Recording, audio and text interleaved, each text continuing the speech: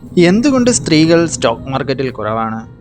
നമുക്ക് അതിൻ്റെ ഡീറ്റെയിലിംഗ് ആയിട്ട് ഉള്ള ഒരു വിശദീകരണം ഒന്ന് നോക്കി നോക്കാം. ഹലോ ഗൈസ്, ഇന്നത്തെ വീഡിയോ നമുക്ക് ഇൻട്രസ്റ്റിംഗ് ആയിട്ടുള്ള ഒരു വീഡിയോ ആക്കിയിരിക്കാം. അതായത് എന്തുകൊണ്ടാണ് സ്ത്രീകൾ സ്റ്റോക്ക് മാർക്കറ്റിൽ കുറവ്? അതേപോലെ നമ്മൾ പുരുഷന്മാരെ നോക്കുകയാണെങ്കിൽ ഏറ്റവും കൂടുതലുള്ളതും പുരുഷന്മാർ തന്നെയാണ്. നമുക്ക് സോഷ്യൽ മീഡിയയിൽ കാണുന്ന എല്ലാ ഫൈനാൻസ് റീൽസും ട്രേഡേഴ്സും അതേപോലെ തന്നെ സ്റ്റോക്ക് ഗുരുസ് ഭൂരിഭാഗവും പുരുഷന്മാരാണ്. അതെന്തുകൊണ്ടാണെന്ന് ചിന്തിച്ചിട്ടുണ്ടോ? സ്ത്രീകൾക്കാർക്ക് ഇൻട്രസ്റ്റ് ഇല്ലാത്തതുകൊണ്ടാണോ? അതോ അവർക്ക് മാർക്കറ്റ് ഭയം തോന്നുന്നുണ്ടോ? അതോ ഇതെല്ലാം മിത്സാണോ സയൻസ് ആണോ എന്ന് നമുക്കൊന്ന് ലോജിക്കലായിട്ട് ചിന്തിച്ച് നോക്കാം.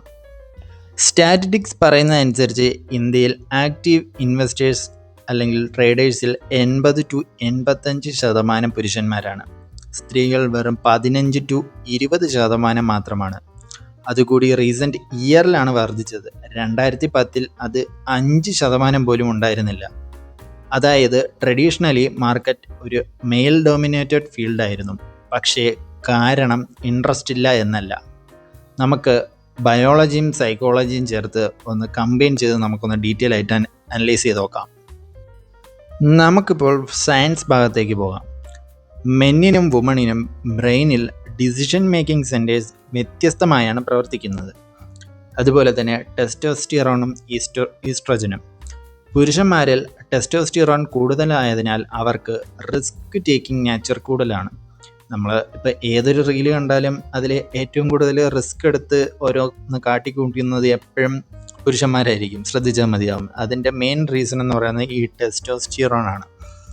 അതേപോലെ തന്നെ സ്റ്റോക്ക് മാർക്കറ്റ് എന്ന് പറയുമ്പോൾ ഒരു റിസ്കി ഫീൽഡാണല്ലോ. അൺപ്രഡിക്റ്റബിളാണ്, വോളട്ടൈലാണ്, അതേപോലെ ത്രില്ലാണ്.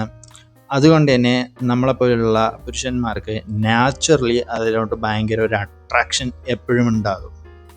പക്ഷേ നമ്മൾ സ്ത്രീകളുടെ ഭാഗത്ത് നിന്ന് നോക്കുമ്പോഴേക്കും ഈസ്ട്രജനും ഓക്സിറ്റോക്സിനും അവർക്ക് കൂടുതലാണ്. അതായത് അവർക്ക് സേഫ്റ്റി, സ്റ്റെബിലിറ്റി, പ്രഡിക്റ്റബിലിറ്റി എന്നിവയ്ക്കാണ് അവർ കൂടുതൽ ഇമ്പോർട്ടൻസ് നൽകുന്നത്. അതേപോലെ തന്നെ അവരുടെ ബ്രെയിൻ സിറ്റുവേഷൻ എപ്പോഴും അനലൈസ് ചെയ്യുന്നത് എന്തെന്ന് വെച്ച് കഴിഞ്ഞാൽ അത് തെറ്റായി പോലെ എന്ത് ചെയ്യും.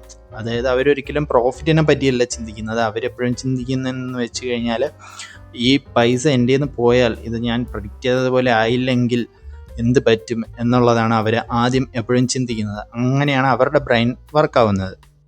അതേപോലെ തന്നെ അമിഗ്ഡലയും പ്രീഫ്രണ്ടൽ കോർട്ടക്സും. റിസർച്ച് പറയുന്നതനുസരിച്ച് സ്ത്രീകളുടെ അമിഗ്ഡല, അതായത് ഫിയർ ആൻഡ് ഇമോഷൻ കൺട്രോൾ ചെയ്യുന്ന ഭാഗം, മെന്നിനേക്കാൾ കൂടുതൽ ആക്റ്റീവാണ്. അതായത് റിസ്കി ഡിസിഷൻസ് എടുക്കുമ്പോൾ. അതുകൊണ്ട് എപ്പോഴും വുമൻസിൻ്റെ ബ്രെയിൻ ഇപ്പോൾ പറയും, hold on, wait a minute, ഇത് സേഫ് ആണോ എന്ന് എപ്പോഴും കൺസിസ്റ്റൻ്റ് ആയിട്ട് അവരുടെ ബ്രെയിനിൽ നിന്ന് ക്വസ്റ്റ്യൻസ് ചോദിച്ചുകൊണ്ടേയിരിക്കും. അതുകൊണ്ട് തന്നെ സ്റ്റോക്ക് മാർക്കറ്റിൽ ജമ്പ് ചെയ്യാൻ അവർക്ക് കൂടുതൽ സമയമെടുക്കും. അവർക്ക് പെട്ടെന്ന് പുരുഷന്മാരെ പോലെ ആദ്യമേ കേട്ട പാടെടുത്ത് ചാടാൻ അവർക്ക് പറ്റത്തില്ല. അതേപോലെ തന്നെ ഇമ്പോർട്ടൻ്റ് ആയ വേറൊരു സംഭവമാണ് ഡോപ്പമിൻ. ഈ ഡോപ്പമിൻ റെസ്പോൺസ്, അതായത് സ്റ്റോക്ക് മാർക്കറ്റിൽ നിന്ന് ലാഭമുണ്ടാക്കുമ്പോൾ പുരുഷന്മാരുടെ തലച്ചോറിൽ നിന്ന് ഡോപ്പമിൻ ഭയങ്കര കൂടുതലായിട്ട് ഹോർമോൺ ഉൽപ്പാദിപ്പിക്കുന്നുണ്ട്. അതേപോലെ തന്നെ ഇത് അടുത്ത തവണയും അതേ റിസ്ക് എടുക്കാൻ പുരുഷന്മാരെ പ്രേരിപ്പിക്കുന്നു. എന്നാൽ സ്ത്രീകളുടെ കാര്യത്തിൽ അങ്ങനെയല്ല. ഡോപ്പമിൻ പ്രതികരണം കൂടുതൽ നിലനിൽക്കുന്നതും തീവ്രത കുറഞ്ഞതുമാണ്. അതായത് അവർക്ക് ഡോപ്പമിൻ ഉൽപ്പാദിപ്പിച്ചാൽ കുറേ നേരം നിലനിൽക്കും, പക്ഷേ തീവ്രത എപ്പോഴും കുറവായിരിക്കും. അതുകൊണ്ട് തന്നെ ലാഭമുണ്ടാക്കിയ ശേഷം അവർക്ക് അമിതമായ ആവേശം കൊള്ളാതെ കൂടുതൽ ശ്രദ്ധയോടെ അടുത്ത തീരുമാനം എടുക്കാൻ അവർക്ക് കഴിയും. സ്ത്രീകൾക്ക് പുരുഷന്മാരെക്കാട്ടി കൂടുതൽ. നമ്മൾ ബയോളജി കഴിഞ്ഞ് സൈക്കോളജിയിലോട്ട് വരികയാണെങ്കിൽ മെൻ എപ്പോഴും ത്രില്ലായിരിക്കും സീക്ക് ചെയ്യുന്നത്. നമ്മളെപ്പോഴും നോക്കുന്നത് നമ്മളെ ത്രില്ലടിപ്പിക്കുന്ന കാര്യങ്ങളായിരിക്കും. അതേപോലെ തന്നെ എപ്പോഴും കോമ്പറ്റീറ്റീവ് മൈൻഡ് സെറ്റ് ആയിരിക്കും. നമുക്ക് മാർക്കറ്റ് എപ്പോഴും നമുക്കൊരു ഗെയിം കണക്കാണ്. അതായത് ഇന്ന് എൻ്റെ അനലൈസ് ചെയ്ത് ശരിയാണോ, ഇന്ന് എനിക്ക് മാർക്കറ്റിനെ ബീറ്റ് ചെയ്യാൻ പറ്റുമോ എന്നൊക്കെ ആയിരിക്കും നമ്മുടെ എപ്പോഴും ചിന്ത. ലോസ് വന്നാലും നമ്മളതൊരു ചാലഞ്ചായിട്ടാണ് നമ്മളെപ്പോഴും കണക്കാക്കുന്നത്.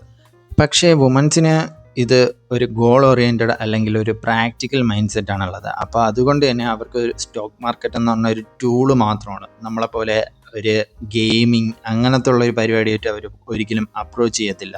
അതുകൊണ്ട് തന്നെ അവർക്ക് ഈ ത്രില്ലിൻ്റെ ആവശ്യം വരുന്നില്ല. നമ്മളൊരു ഇൻട്രസ്റ്റിംഗ് ഫാക്റ്റ് നോക്കുകയാണെങ്കിൽ സ്റ്റഡീസ് കാണിക്കുന്നത് ദീർഘകാലമായി നോക്കുമ്പോൾ സ്ത്രീകൾക്കാണ് ഏറ്റവും കൂടുതൽ റിട്ടേൺസ് കിട്ടുന്നത്. കാരണം അവരാരും പാനിക്കലി സെല്ല് ചെയ്യാറില്ല, ഓവർ ട്രേഡ് ചെയ്യാറില്ല, ഫോമോ ഇല്ല. അതേപോലെ തന്നെ അവർക്ക് പേഷ്യൻസ് കൂടുതലാണ്, ഡിസിപ്ലിൻ കൂടുതലാണ്. മാർക്കറ്റിൽ അനിവാര്യമായ ജാക്ക്പോട്ട് ക്വാളിറ്റീസ് എല്ലാം ഉള്ളത് വുമൻസിനാണ്. പക്ഷേ നമ്മൾ ഈ ബയോളജിയും സൈക്കോളജിയും എല്ലാം എടുത്ത് മാറ്റി നിർത്തിയാലും നമ്മുടെ സമൂഹം തന്നെയാണ് പെൺകുട്ടികൾക്ക് റിസ്ക് അല്ലെങ്കിൽ ലേണിംഗ് ചെയ്യാൻ സമ്മതിക്കാത്തത്. നമ്മൾ ചൈൽഡ്ഹുഡ് മുതൽ എല്ലാവരും പറയുന്നത്, സ്ത്രീകളുടെ പറയുന്നത് സേഫായിട്ടൊരു ജോബ് അല്ലെങ്കിൽ ഒരു ഇൻകം, ഒരു സേവിങ്സ് അങ്ങനെയൊക്കെയാണ് പറയുന്നത്. ഒരിക്കലും ഒരു വീട്ടിലും റിസ്ക് എടുക്കാൻ ഒരു പെൺകുട്ടികളെയും ഇങ്ങനെ അധികം പ്രോത്സാഹിപ്പിക്കാറുമില്ല. അതേപോലെ തന്നെ ഫൈനാൻസ് ഡിസിഷൻ എടുക്കാൻ ഒരിക്കലും പെൺകുട്ടികളെ അനുവദിക്കാറുമില്ല. അതുകൊണ്ട് തന്നെയാണ് പാരമ്പര്യമായിട്ട് മാറി മാറി വരുന്ന ഈ ജനറേഷൻ ഇഷ്യൂ കാരണം തന്നെ ഇവർക്ക് സബ് കോൺഷ്യസ് ആയിട്ട് ഇത് ഇൻഫ്ലുവൻസ് ആയി കിടപ്പുണ്ട്. അതുകൊണ്ട് തന്നെ ഫിനാൻഷ്യൽ ഡിസിഷൻ എടുക്കാത്തത് കൊണ്ട് തന്നെ ഇവർക്ക് അവയർനെസ് കുറവ്, കോൺഫിഡൻസ് കുറവ്, അങ്ങനത്തെ നിറയെ സംഭവങ്ങളുണ്ട്. അതുകൊണ്ട് തന്നെ അവർക്ക് സ്റ്റോക്ക് മാർക്കറ്റിലോട്ട് ഇറങ്ങാൻ തന്നെ വലിയ പേടിയായിരിക്കും. പക്ഷേ സോഷ്യൽ മീഡിയ വന്നതോടെ സീനാകെ ഇപ്പോൾ മാറിയിട്ടുണ്ട്. Instagram, YouTube, Zerodha, small case തുടങ്ങിയ പ്ലാറ്റ്ഫോം കാരണം ഫിനാൻഷ്യൽ എഡ്യൂക്കേഷൻ ഇപ്പോൾ എല്ലാവർക്കും അവൈലബിൾ ആണ്. അതുകൊണ്ട് തന്നെയാണ് ഇപ്പോൾ റീസെൻ്റ് ഇയേഴ്സിലെ ഫീമെയിൽ ഇൻവെസ്റ്റേഴ്സ് റാപ്പിഡായിട്ട് വർദ്ധിക്കുന്നത്.